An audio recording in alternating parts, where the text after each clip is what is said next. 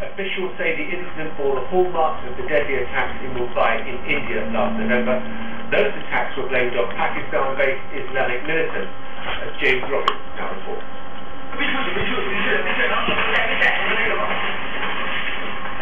The height of the ambush. About a dozen gunmen are fighting running battles with Pakistani security forces. Local journalists whose office overlooks the scene caught these pictures. The attackers were armed with grenades and rocket launchers, according to police. At least 5 Pakistani policemen escorting the team bus were killed, while 7 cricketers and their assistant coach were injured.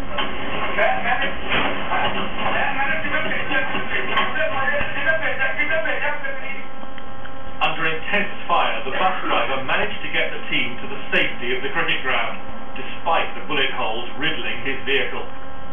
I heard there was some banging noises right at the start, which obviously I didn't take to be explosions or gunfire at that stage. I mean, just something I've not been used to. And then all of a sudden I realised what was going on. There was lots of shouting and people hitting the floor. I think at that point when I got to the floor, I realised that the blood that I could see was coming from me.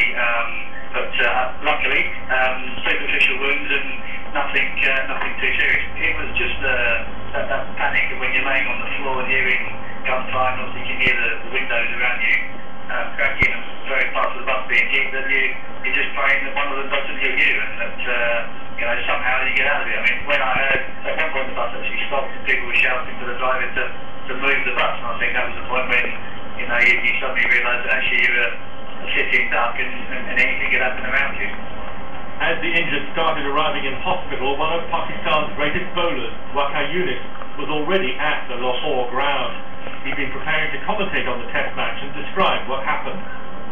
I heard a couple of blasts from around the corner, and then there was an open fire. And I ran back and I saw the bus coming quickly, the Sri Lankan bus, and then they started dragging people out, and a couple of them were injured. And the former England bowler Dominic Cork went to see the Sri Lankan team shortly after the attack. They were just all in shock. Kumar Sangakkara, one of the injured parties, I was speaking to him, and he just said he put his head in his hands, he felt something hit his back, which is his right shoulder. He just said it was like somebody had punched him really hard, and next thing he saw, obviously there was blood. Very quickly, a decision was made to get Sri Lanka's team out of Pakistan as quickly as possible. A helicopter was waiting on the pitch where they should have been playing. They were flown to wait for a flight home. Few people now think international cricket will return to Pakistan in the foreseeable future. As Pakistan's government confronts this latest major attack, their inability to prevent it, and all of its consequences for a fragile country. James Roberts.